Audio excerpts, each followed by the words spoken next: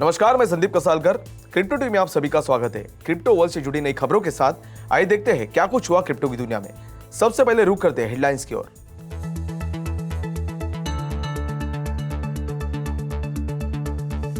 RBI governor ने कहा, crypto currency पर सरकार के साथ लगातार चल रही है बातचीत। आरबीआई के डिप्टी गवर्नर ने कही, फाइनेंशियल ईयर 23 में सीबीडीसी को धीरे धीरे रोल आउट करने की बात। मार्केट रेगुलेटर सेबी ने क्रिप्टो के डिसेंट्रलाइज्ड नेचर को बताया सिरदर्द। क्रिप्टो करेंसी ने बनाए रखी बढ़त, बिटकॉइन ने किया $30,500 पर ट्रेड। 13 रेफ्यूजीज के लिए सोलाना ने जुटाए $100 मिलियन।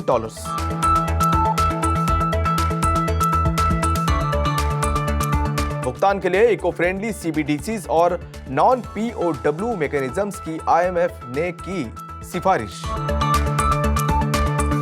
डेल्फिया ने रिवॉर्ड्स टोकन लॉन्च से पहले जुटाए $60 million. NFT racing game Zed Run के साथ बडवाइजर ने मिलाया हाथ।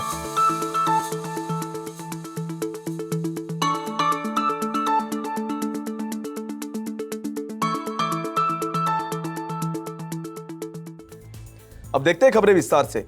रिजर्व बैंक ऑफ इंडिया के गवर्नर शक्तिकांत दास ने बुधवार को कहा कि सेंट्रल बैंक क्रिप्टो करेंसी पर सरकार के साथ लगातार बातचीत कर रही है। बता दें कि उन्होंने ये तब कहा जब वो bimonthly monetary policy release करने के बाद कस्टमरी प्रेस कॉन्फ्रेंस में पूछे गए एक सवाल का जवाब दे रहे थे। ये पूछे जाने पर कि क्या कंसल्टेशन पेपर के संबंध में सरकार और आरबीआई के बीच कोई और बातचीत हुई है, दास ने कहा, हमने अपने विचार सरकार को दे दिए हैं। आइए डिस्कशन पेपर के लिए इंतजार करते हैं। पिछले हफ्ते इकोनॉमिक अफेयर्स सेक्रेटरी अजय सेठ ने कहा था कि फाइनेंस मिनिस्ट्री ने क्रिप्टो करेंसीज पर कंसल्टेशन पेपर तैयार करने का काम लगभग पूरा कर लिया है और जल्द ही इसे जमा कर देगा।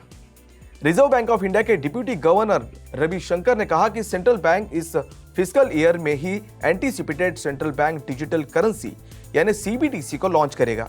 जैसा कि फाइनेंस मिनिस्टर निर्मला सीतारामन ने बजट में घोषणा की थी। उन्होंने कहा कि सीबीडीसी के इंट्रोडक्शन का प्रोसेस धीरे धीरे होगा ताकि फाइनेंशियल एंड बैंकिंग सिस्टम में कोई डिसरप्शन न हो। डिप्टी गवर्नर ने bimonthly monetary policy release होने के बाद कस्टमरी प्रेस कॉन्फ्रेंस में रिपोर्टर्स से कहा, आरबीआई की योजना प्रूफ ऑफ कॉन्सेप्ट के स्टेजेस, पायलट्स और लॉन्च के माध्यम से स्टेप बाय स्टेप आगे बढ़ने की है। Indian stock market regulator, securities and exchange board of India और सेबी देश के भीतर क्रिप्टो रेगुलेशन के लिए बातचीत में शामिल हो गया है। क्रिप्टो का विरोध करने पर सेबी के विचार देश के सेंट्रल बैंक और banking regulator reserve bank of India के समान है। 6 जून को फाइनेंस पर एक पार्लियामेंट्री स्टैंडिंग कमेटी के जवाब में सेबी ने कहा कि क्रिप्टो करेंसीज का डिसेंट्रलाइज्ड नेचर उन्हें रेगुलेट करने के लिए मुश्किल बना देता है।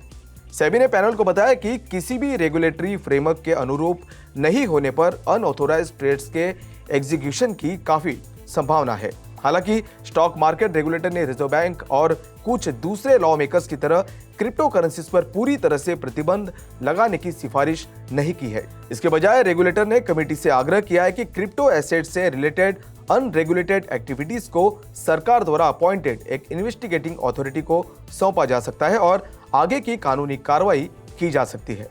क्रिप्टो करेंसीज ने बुधवार देर शाम एशियन ट्रेड्स में अपनी बढ़त जारी रखी। यूएस स्टॉक से अलग होते हुए जो रिसेशन की चिंताओं के बीच ओपनिंग ट्रेड्स में नुकसान के साथ कारोबार कर रहे थे, क्योंकि फेडरल रिजर्व ने इन्फ्लेशन को कम करने के लिए एग्रेसिव रेट हाइक स्टांस को जारी रखा है। ऐसे में ब्रॉडर मार्केट S&P 500 को 0.5% नीचे देखा गया, जबकि टेक हैवी नैस्डैक को ओपनिंग ट्रेड्स में नियरली 2% की गिरावट के साथ ट्रेड किया। हालांकि एनालिटिकल डेटा से पता चलता है कि क्रिप्टो करेंसी के फायदे में गिरावट आ सकती है, क्योंकि इन्वेस्टर्स इन्वेस्टमेंट करने से कतरा सकते हैं। क्रिप्टो एक्सचेंजेस ने पिछले 24 घंटों में नियरली $300 मिलियन की टोटल ओपनिंग पोजीशन वाले 111,800 से ज्यादा ट्रेडर्स को लिक्विडेटेड किया है। वही क्रिप्टो वायर की IC15 इंडेक्स को 3% की बढ़त के साथ अराउंड 40,000 पर ट्रेड करते देखा गया, जिसमें बेंचमार्क ट्रेडिंग के सभी 50 कॉन्स्टिट्यूएंट्स में भी बढ़त देखी गई। इन सबके बीच बिटकॉइन ने पिछले 24 घंटों में 3% की बढ़त के साथ अराउंड $30,500 पर ट्रेड किया, जबकि ईथर को उसी समय के दौरान 3% की बढ़त के साथ अराउंड $1,800 पर ट्रेड करते हुए देखा गया। सोलाना फाउंडेशन ने टेरा जैसी साउथ कोरियन क्रिप्टो फर्म्स के लिए $100 मिलियन का फंड जुटाया है। फंड को सोलाना ट्रेजर के साथ साथ ब्लॉकचेन की venture capital arm Solana ventures द्वारा समर्थित है। यह उन डेवलपर्स को आकर्षित करने की भी संभावना है जो अभी भी हाल ही में टेरा क्रैश से जूझ रहे हैं। इस कदम का उद्देश्य साउथ कोरिया में बढ़ते वेब3 कम्युनिटी का लाभ उठाना है। फंड मुख्य रूप से ब्लॉकचेन गेमिंग, एनएफटीज और डीफाई पर फोकस करेगा।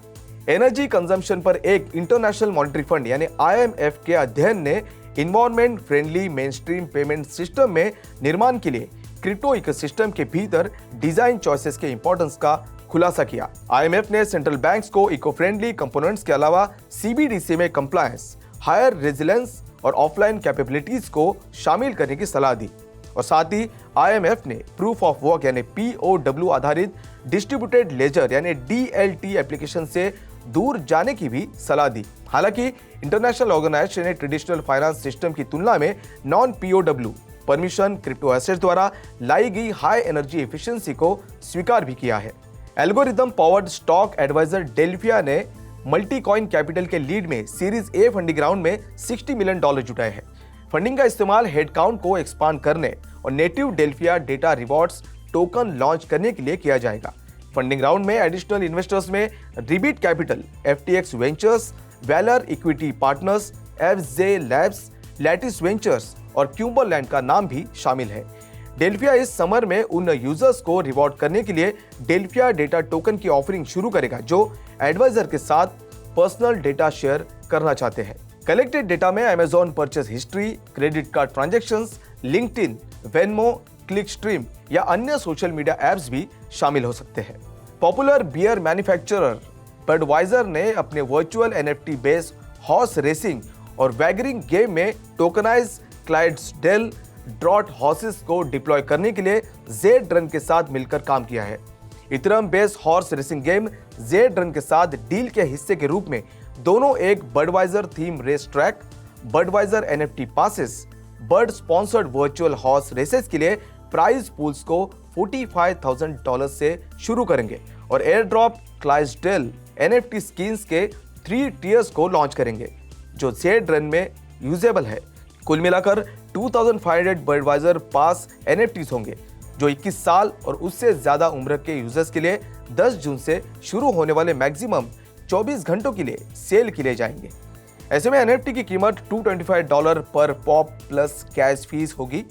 दोनों वेरिंग क्वांटिटीज में हॉर्स रेसिंग स्किन्स एनएफटीज के 3 अलग अलग वर्जन्स को रोल आउट कर रहे हैं जिसमें 1600 क्लासिक क्लाइड्सडेल्स, 800 बर्ड पोर्टल क्लाइड्सडेल्स और 100 गोल्ड क्लाइड्सडेल्स का नाम भी शामिल है। तो आज के लिए बस इतना ही। क्रिप्टो वर्ल्ड से जुड़ी नई खबरों के साथ बने रहिए क्रिप्टो टीवी के साथ। तब तक के लिए मैं संदीप कसालकर आपसे विदा लेता हूं। नमस्कार।